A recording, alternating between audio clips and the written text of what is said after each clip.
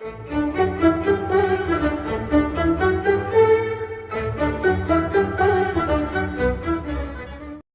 is a lecture by Dr. Robert Vannoy in a course called The Foundation of Biblical Prophecy, Lecture1A, delivered at Biblical Theological Seminary. I want to say a few things about each of those handout sheets, and I guess the place to begin is with the single page that says Course Description. There's a paragraph that describes the basic content of the course there at the top of the page. The Foundations of Biblical Prophecy has a twofold purpose. One, to introduce the student to the phenomena of prophecy in ancient Israel, end quote. What we will look at will be the characteristics of that prophetic phenomena under that heading. But secondly, quote, to familiarize the student with the content of the prophetic books of the Old Testament, end quote. Let's see, 4 major, 12 minor prophets. What was their message? What was the historical context in which they gave that message? So the first purpose, that is, the phenomena of prophecy, will be accomplished by classroom discussion of such questions as, did all Israel's prophets receive a special call to their prophetic task? How is the origin of prophetism in Israel to be explained? Is this a phenomena that was simply a creation of the genius of these ancient Israelite people? Did they borrow it from some other surrounding nations that were also alleged to have some sort of a prophetic phenomenon in existence? Those are the kind of questions we will be asking. I will explain the origin of prophetism in Israel. Are there analogies to Israel's prophetism among other ancient peoples? That's a question that's received an awful lot of attention. Of course, many people come down and say, yes, there are. How could the ancient Israelite distinguish between a true and false prophet? When you read through the prophetic books, it becomes particularly clear in Jeremiah, and you'll have Jeremiah saying, quote, thus saith the Lord, end quote. And then here comes Hananiah, another prophet, and he claims, quote, thus saith the Lord, end quote. Yet they give two contradictory messages. Put yourself in the shoes of an Israelite. Who would you listen to? You're responsible to obey the word of the Lord coming from the mouth of the Lord's prophets to his people. What do you do when two different prophets claim to be God's prophets with two totally contradictory messages? So how can an Israelite distinguish between a true and a false prophet? Were the prophets cultic functionaries? There's a whole school of thought that says the prophets were very much like the priests in the employ of the temple as personnel, and they were official functionaries of the sanctuary service of the temple. Well, is that the best way to understand who a prophet was? Were the prophets writers? What do we have in these prophetic books? Does this come from the hand of the prophet, or is this just a much later record of oral traditions of the prophetic proclamations? Does biblical prophecy have any apologetic value? Can you argue from prophecy and its subsequent fulfillment that because this body of men spoke so long in advance about such remarkable things that happened much later in time historically, this is really an evidence for genuine revelation? That is, these people were speaking from God about what no human person could ever possibly speak, and therefore the Bible is true. Can you make an apologetic argument out of prophecy and fulfillment for the truthfulness of divine revelation? People look two different ways at it. Some people say yes, some people say no. Those things are all about the phenomena of prophetism, and we'll spend a fair amount of time in class on those issues, because this is foundational for biblical prophecy. Beyond these general features of the prophetic phenomena, in the Old Testament, attention will be given to hermeneutical principles that are important for proper interpretation of the Old Testament prophetic writing. Interpretation of the prophetic work has involved some issues that you don't get to in some of the other genres of literature in the Old Testament, such as historical narratives or wisdom literature. Each have their unique features. So we'll look at some of the hermeneutical principles that are important for interpreting the prophetic writings. Discussions will include such things as the prophetic time perspective, the conditionality of prophetic statements, as well as the idea of a double sense, double reference, and the prophetic speaking with the same words while at the same time having in view two different events, as far as fulfillment is concerned, separated by a long distance in time. Now again, that's still part of this phenomena of prophetism.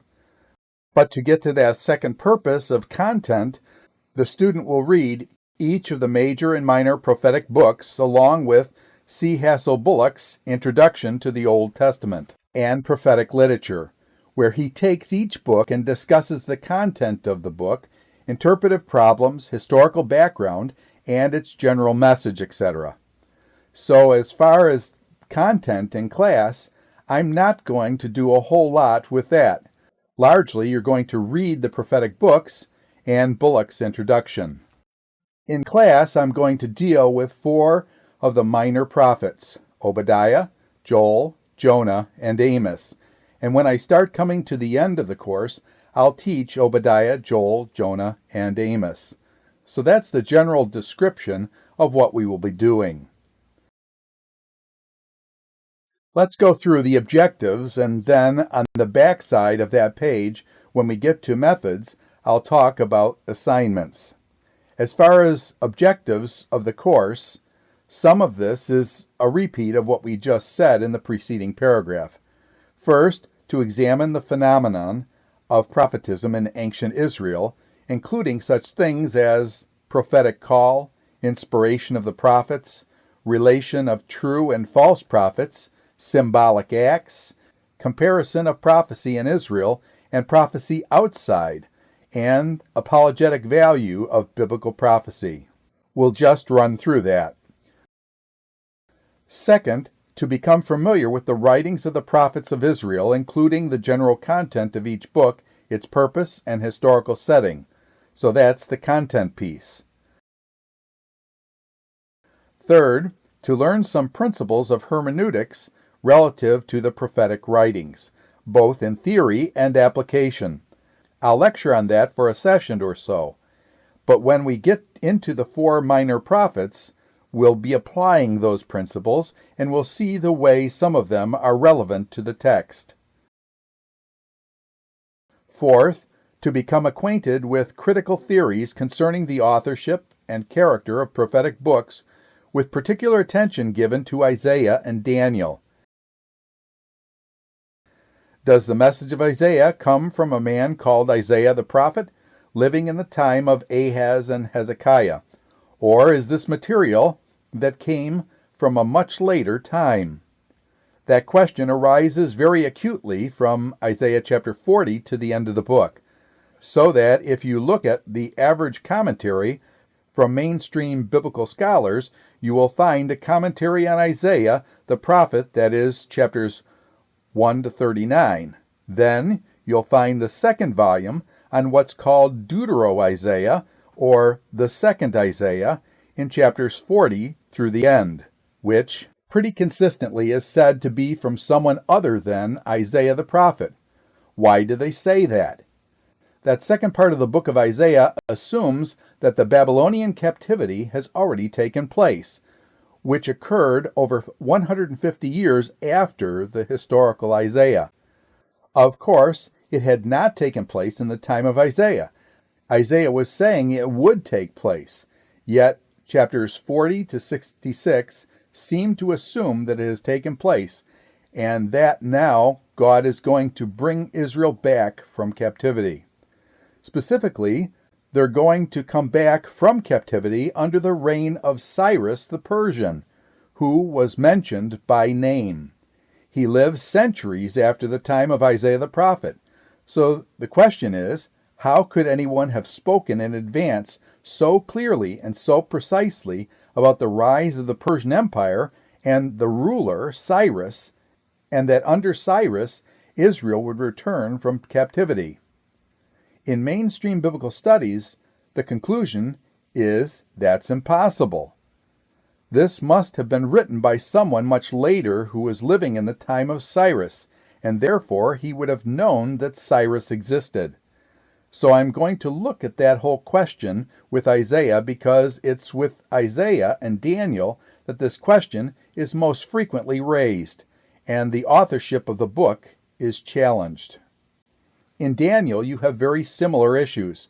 In each part of the book, you have visions, but in the latter part of the book, you have these prophecies, which are detailed descriptions not only of end times, where the Antichrist arises, but of that period of time when the Jewish people were persecuted by a ruler who came out of the division of Alexander the Great's kingdom.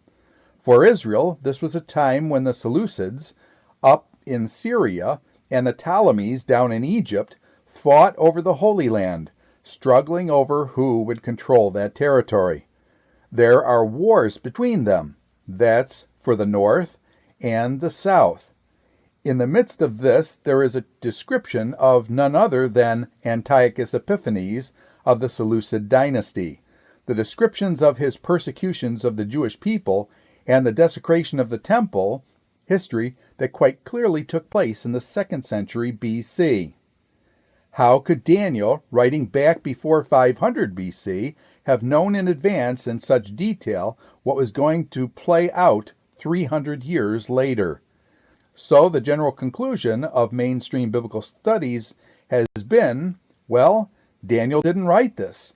Rather, it was somebody who lived around 160 or 164 BC in the time of Antiochus Epiphanes.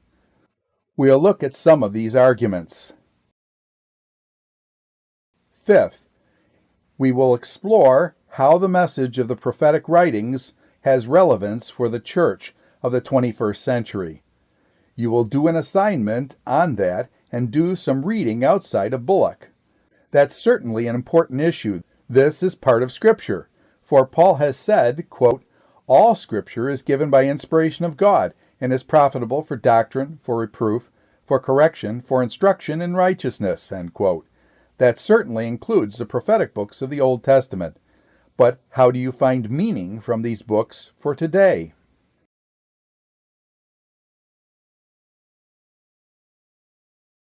So those are the general objectives of the course. If you turn over the backside of that page, quote, "Methods employed toward securing the first objectives," end quote. I've already mentioned you will read Bullock's Introduction to the Old Testament and the prophetic books. Then, in connection with its meaning for today, I want you all to read a chapter of Elizabeth Achtemeyer from a volume called Preaching from the Old Testament. Chapter 7 of that volume is, quote, "Preaching from the Prophets," end quote, on pages 109 to 135 in that volume.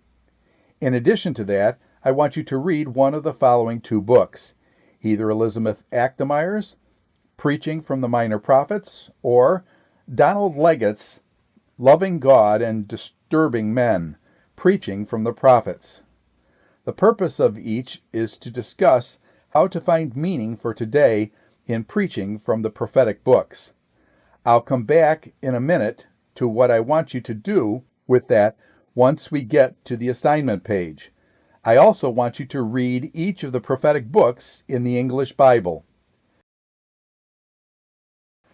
Lectures will supplement readings, concentrating on various aspects of the phenomena of prophetism, and then, as I mentioned, the books of Obadiah, Joel, Jonah, and Amos. I want to encourage classroom discussion. I will welcome your interruption at any given point with questions or comments or whatever.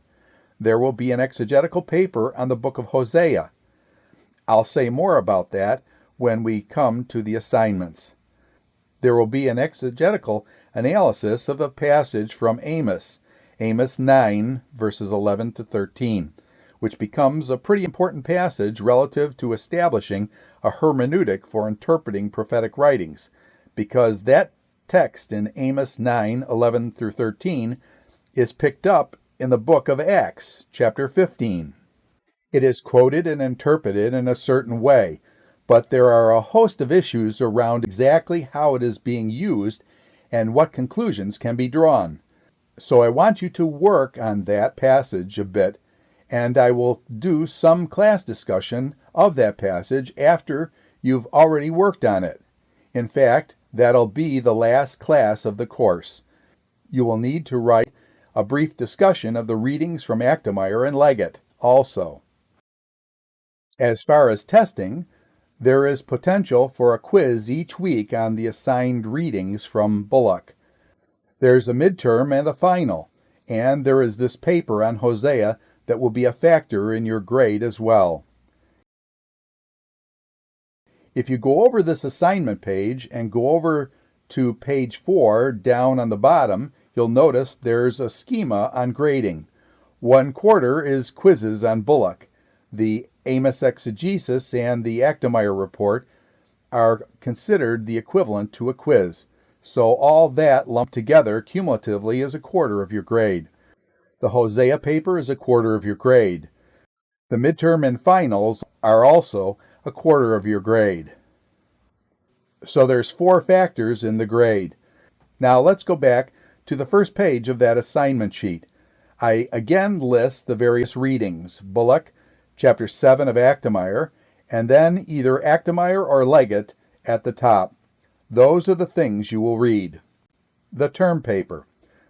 Study is to be made of the book of Hosea, the results of which are to be summarized in a paper of 15 to 20 pages. Now let me caution you, I don't want 25 pages. Keep it to 20 pages or under, and that's a challenge because of what follows here.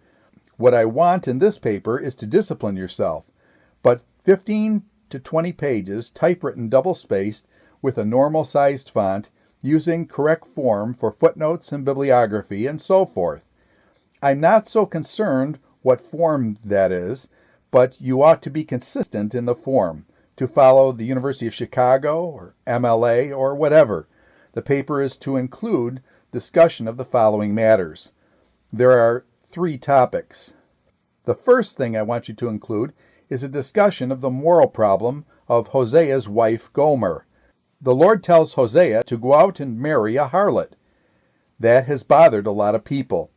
How could the Lord do that? Well, is that a problem? What's going on here?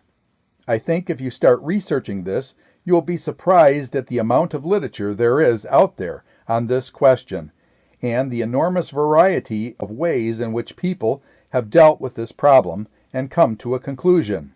I've listed 2 articles which are also on reserve in the library as photocopies. I think they'll probably be helpful to get into this discussion. The first one is by a man named H. Ebers, quote, The Matrimonial Life of Hosea, end quote, published in a volume of essays out of an Old Testament study group in South Africa.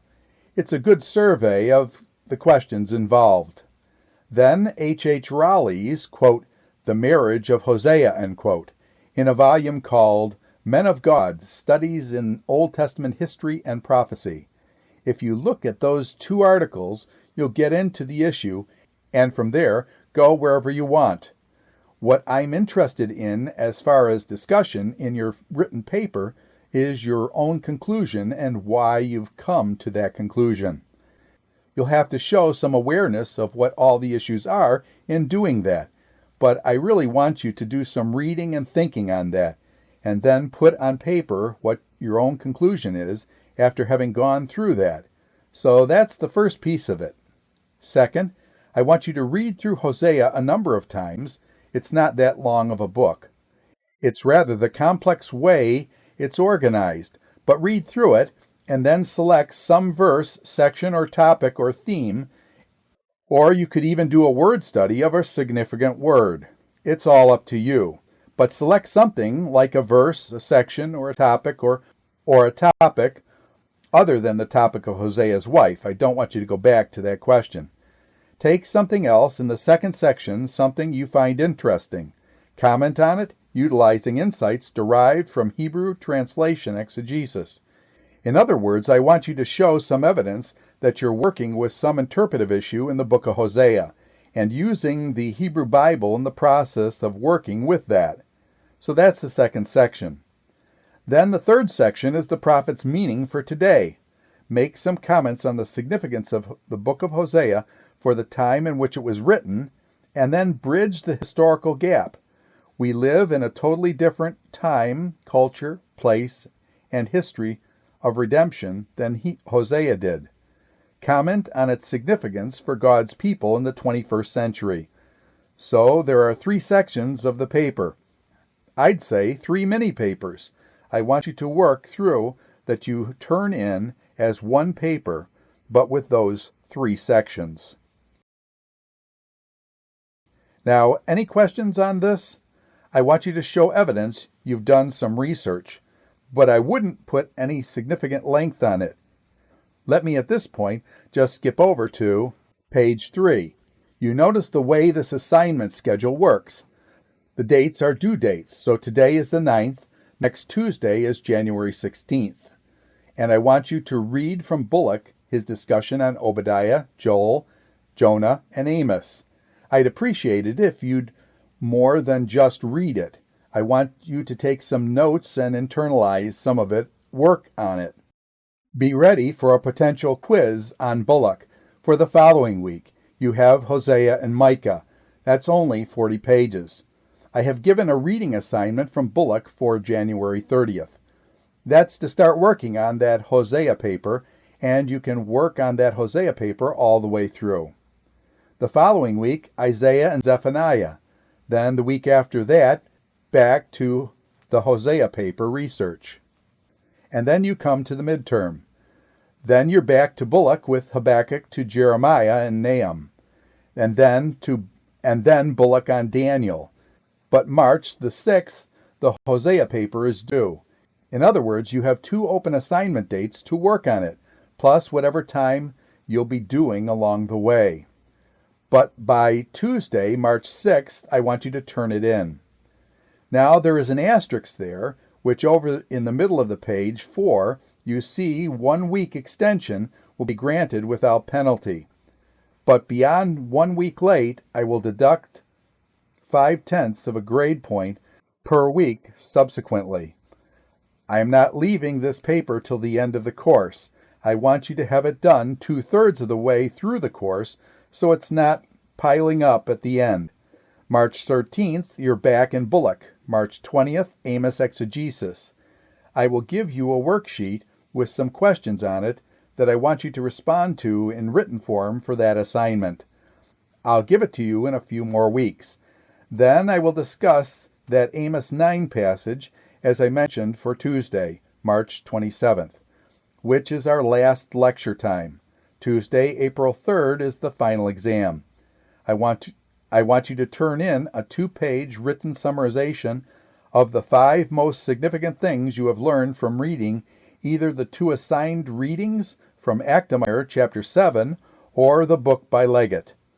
In other words, that's the material on preaching from the prophets, and I want you to do that reading listed there again, and then draw up the 5 most significant things you've learned from that reading. Then April 3rd is the final exam. Any questions on the assignments? As far as extra credit is concerned, if you want to do some extra credit work, you can do that by reading chapters 1, 2, 6, and 7 in the book called Continuity and Discontinuity, Perspectives on the Relationship Between the Testaments, edited by John Feinberg, published by Crossway Books in 1988. This is a collection of essays by people who represent 2 different viewpoints. Some see a very strong continuity between the Testaments and really between Israel and the Church, and others see more distant continuity between the Testaments and between Israel and the Church. When you get into what you might call the, quote, kingdom prophecies, end quote, of the Old Testament, a lot of them talk about the future for Israel. What's it talking about? Is it a future for national or ethnic Israel in some sense? Or do you spiritualize those and say it's really talking about the church? And the church has succeeded, you might say, Israel as the people of God. There is no future for Israel. And those prophecies then have to be understood as references to the church. That, in very broad lines, is where the point of difference lies between the continuity people and the discontinuity people. This book was out of print for a time, but I think last year it came back in print. So if you want to purchase it, you can. But if you don't want to purchase it, photocopies of these 4 chapters, 1, 2, 6, and 7, are on reserve in the library. The articles in this book, as the title suggests, raise the important issue of continuity and discontinuity between the Testaments, which is particularly important, especially when one attempts to interpret the kingdom prophecies of the Old Testament prophetic books. Do these prophecies speak in figurative language about the New Testament church, or do they have reference to a future that somehow involves some sort of a reconstitution of the nation of Israel? We are going to hit this when you go to Obadiah, the first book you're going to read about, because at the end of Obadiah it talks about a future. Is it talking about a future for Israel, or is it talking about the church? This issue is found in almost every one of the prophetic books. If you turn back to page 3, you notice your first reading is Obadiah, Joel, Jonah, and Amos. And you notice the page numbers are toward the end of Bullock's book. Obadiah is page 254. Joel is 324. And then Jonah back towards the beginning. The reason I have assigned Obadiah, Joel, Jonah, and Amos is I think that's the order in which these books were written. I think Obadiah was the earliest of the Old Testament prophets, but that gets into the questions of authorship and date of Obadiah and the date of Joel, which some people give late dates. We're going to look at that when we discuss it. I think they're best dated earlier.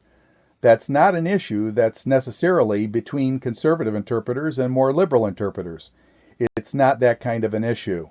It's an issue where there's plenty of room for disagreement, and it's not altogether clear. That's why there's a discussion. But I prefer the view putting Obadiah early and Joel early, which I will discuss later. So you're going to read the sections of Bullock in the order that I think is the chronological order of the appearance of the prophetic books. Returning to page 5, do these prophecies speak in figurative language about the New Testament church, or do they have reference to a future involving some sort of a reconstituted nation of Israel? Does the Bible see a future for Israel, or is Israel superseded by the church? There's a word for that, quote, supersessionism, end quote, which says the church has simply replaced Israel. There is no future for Israel. You should read the above chapters, then reflect on the issues that they raise and write a 8 to 10 page paper describing your conclusions on these issues. This does not necessarily mean that you have to agree with the expression of either side of the issue, as represented in the essays you have read. There may well be other alternatives. This, of course, is a very large subject, and one that is very complex as well. It's possible that you may not be able to come to any firm conclusions in the short time that you'll have to work on this. I'm aware that most of you are probably in the early stages of your own theological reflections, and that issues like this need to be worked out over a longer rather than a shorter period of time, wrestling with the issues, and I might say, this is not a simple question. Of course, you get into eschatological positions. The amillennial school generally holds that there is no future for Israel. That millennial period is now. There is no millennium. These prophecies are all fulfilled in a spiritual sense. The premillennial or even postmillennial view would see these prophecies as relating to some future for Israel in some way. Those eschatological positions have been around for a long time and are debated constantly.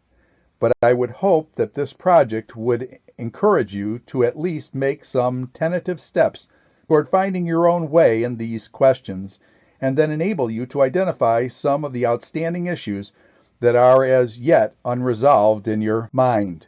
In other words, it's a goal to familiarize yourself with the debate, trying to work through it, seeing initially what tentative conclusions you may come to.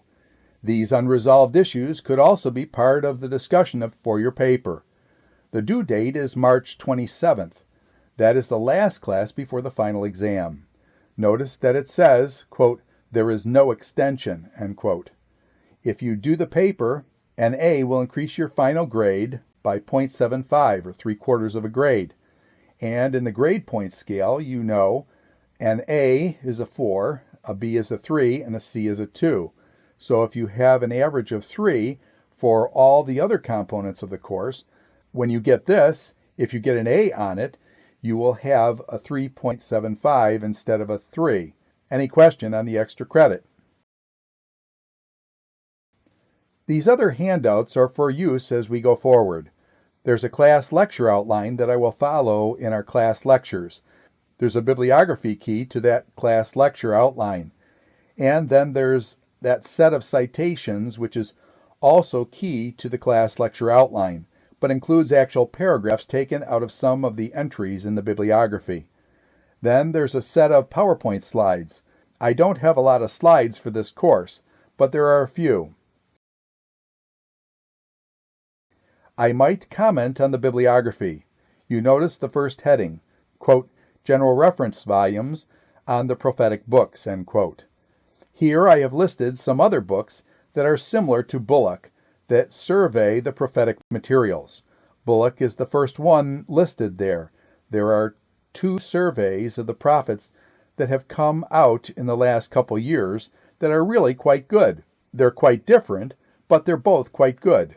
Robert Chisholm, Handbook on the Prophets by Baker, 2002.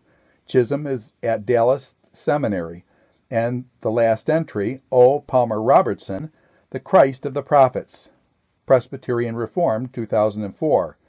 If you want to look at 2 other kinds of surveys of the prophetic books, those 2 are quite different. Robertson's is more theological, but both are good.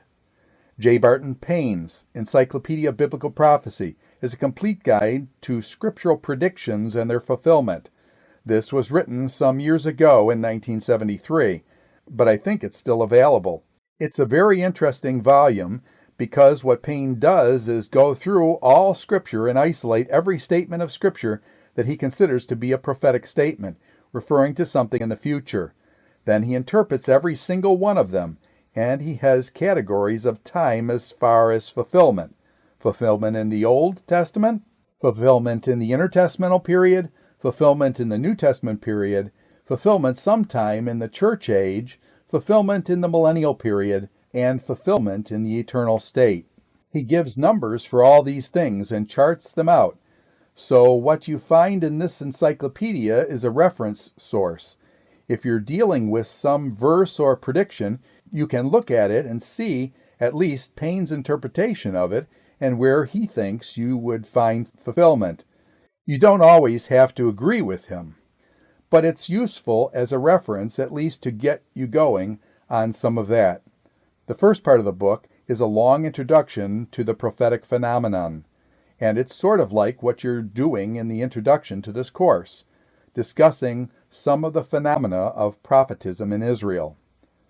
The other collection, Israel's Prophets, edited by Robert Gordon, is a collection of very academic essays, mostly by mainstream biblical scholars, published in 1995.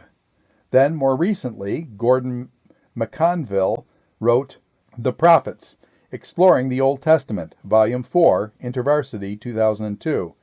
It's much like Bullock, Chisholm, Robertson, a survey of the prophetic books. Gordon McConville certainly would be considered an evangelical, but he's much more open to Deutero-Isaiah, a late date of Daniel, some of those kinds of things than a more middle-of-the-road conservative or evangelical. There's some good stuff in there, but I'd give you caution using it. Nevertheless, I'd pay attention to it. This is the end of Dr. Robert Vannoy's opening lecture to the course on Foundations of Biblical Prophecies taught at Biblical Theological Seminary.